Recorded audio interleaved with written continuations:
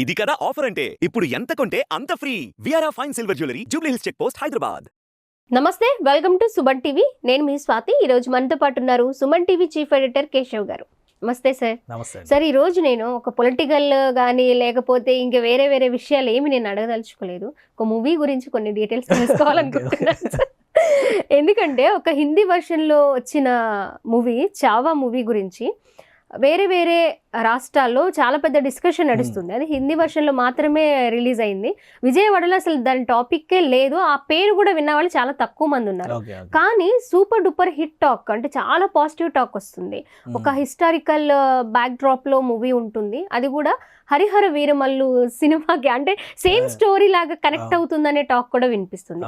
అసలు ఆ స్టోరీ అంటే చావా మూవీ స్టోరీ ఏంటి, అసలు దీనికి ఎందుకు కనెక్ట్ చేశారు, అంత పాజిటివ్ టాక్ రావడానికి రీజన్స్ ఏమై ఉంటాయి? అంటే ఫస్ట్ చావా అంటే మీనింగ్ తెలుసుకోవాలి మనం. చావా అంటే మనం తెలుగులో పులిబిడ్డ అంటాం కదా, అలాగే చావా అంటే సింహం బిడ్డ అన్నమాట.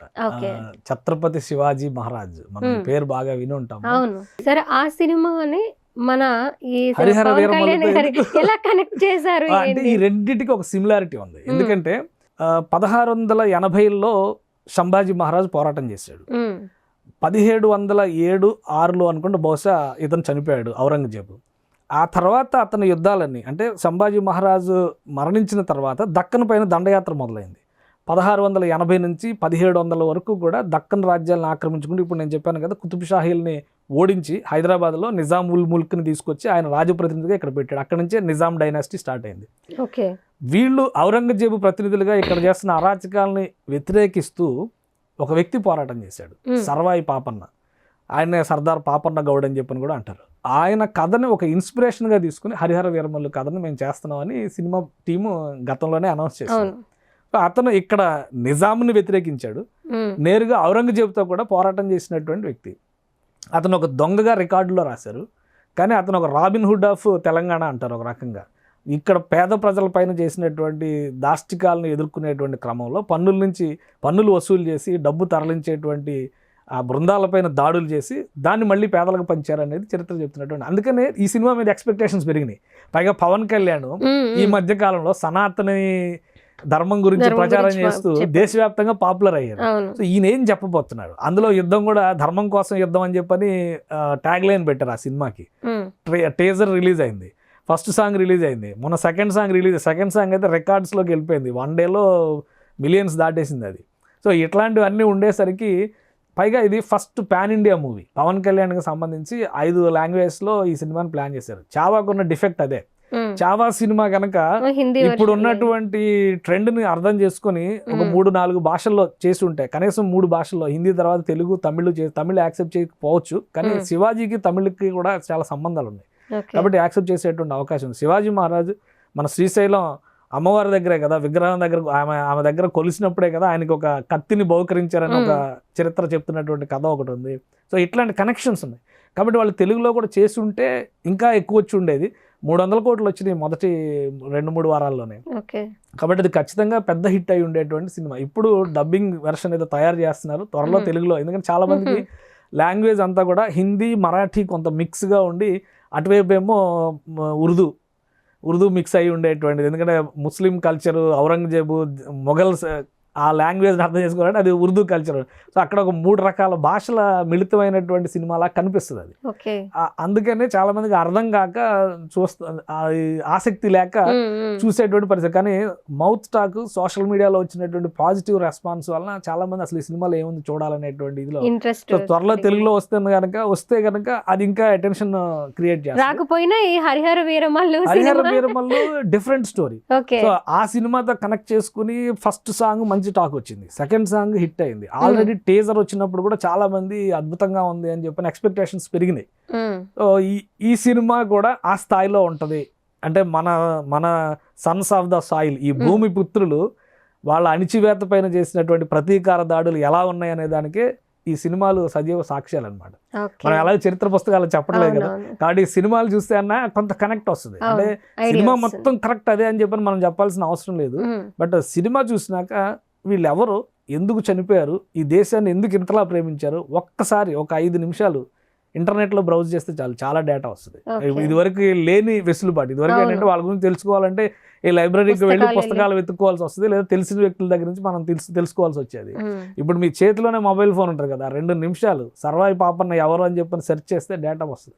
సంభాజీ మహారాజ్ ఎలా చనిపోయాడు అంటే చరిత్ర ఆధారాలతో సహా డేటా వస్తుంది.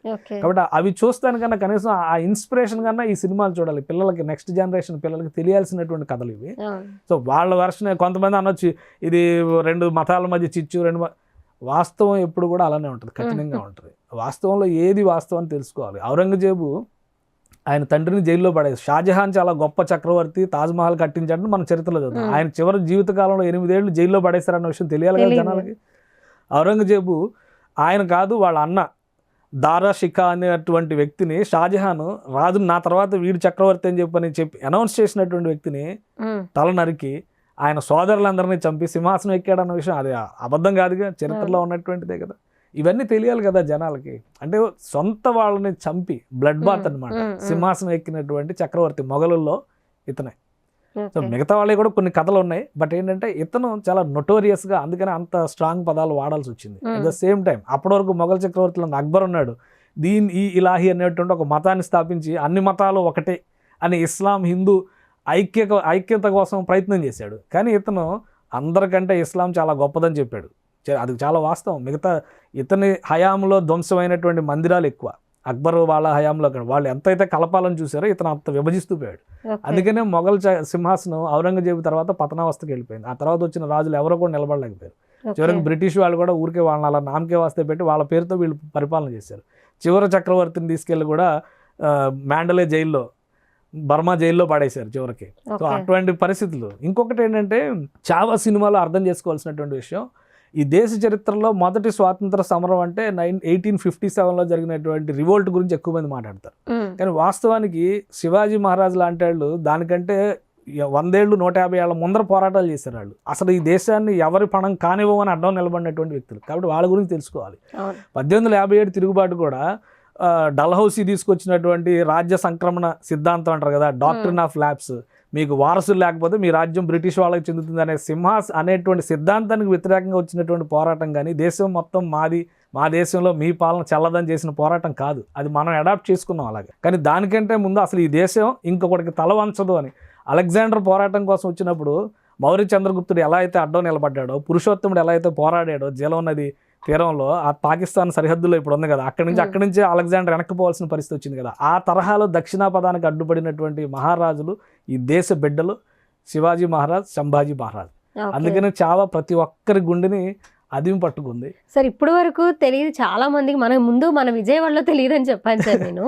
మీరు చెప్పిన ఈ అనాలిసిస్ చూసిన తర్వాత ఖచ్చితంగా అర్థం కాకపోయినా అంటే ఒకటి ఇక్కడ దక్షిణ ప్రాంతంలో, దక్షిణ భారతదేశంలో ముఖ్యంగా ఇప్పుడు ఆంధ్ర నుంచి దిగువ ప్రాంతాలు, ఆంధ్రాలో కూడా సీడెడ్ ఉందంటే రాయలసీమ ఉంది. రాయలసీమ కూడా నిజాం నవాబులు ఏలుబడిలో ఉన్నటువంటి సందర్భంలో ఇస్లాం ప్రాబల్యం ఎక్కువగా ఉండేది, ప్లస్ మన సంస్కృతిని అణగదొక్కేటువంటి పరిస్థితి ఉండేది. ఎప్పుడైతే ఇలాంటి వాళ్ళందరూ పోరాటాలు చేయడం వలన అక్కడతో వాళ్ళకి అడ్డుకట్ట వేయగలిగారో దక్షిణాది రాష్ట్రాల మీద ఆ ఎఫెక్ట్ చాలా తక్కువ ఉంటుంది. కేరళలో ఎందుకు ఉంటుంది అంటే ఫస్ట్ వచ్చినటువంటి అరేబియన్ వర్తకులందరూ కేరళ నుంచే వ్యాపారం చేశారు, మలబార్ తీరం నుంచి. అలానే యూరోపియన్ వర్తకులందరూ కూడా మొదట వచ్చింది కాలికట్. సో అక్కడి నుంచి, అందుకని అక్కడ క్రిస్టియానిటీ ఉంటుంది. కానీ మీరు ఎక్కువ గమనిస్తే ఈ కోసం తూర్పు తీరంలో ఉన్నటువంటి ఆంధ్ర ప్రాంతంలో కానీ, తమిళనాడు ప్రాంతంలో కానీ చాలా తక్కువగా ఉంటుంది. ఆ సాంస్కృతికంగా వాళ్ళు అడ్డుగోడలుగా నిలిచారు కాబట్టి ఆ ప్రభావం మనకు తక్కువగా ఉంది. వాళ్ళ గురించి వాళ్ళ ప్రాబల్యం మనం తెలుసుకోవాల్సిన అవసరం రాకపోయి ఉండొచ్చు. కానీ చరిత్ర నిజం చెప్తుంది కదా, చరిత్రలో మనం అందరం ఒకటి భారతీయులు అనేటువంటి ఐక్యత ఇలాంటి వీరుల్ని చూసినప్పుడే వస్తుంది. ఆయన మరాఠా యోధుడని చెప్పొచ్చు, కానీ ఈ దేశం కోసం పోరాడినటువంటి యోధుడు. అలానే అల్లూరి సీతారామరాజు గురించి ఈరోజు దేశం మొత్తం తెలుసుకునేటువంటి పరిస్థితి ఎందుకు వచ్చింది? ఆయన ఇక్కడ మాత్రమే వీరుడా కాదు కదా, తెల్లవాడిని ఎదిరించిన వీరుడి కింద ఆయన గుర్తించారు.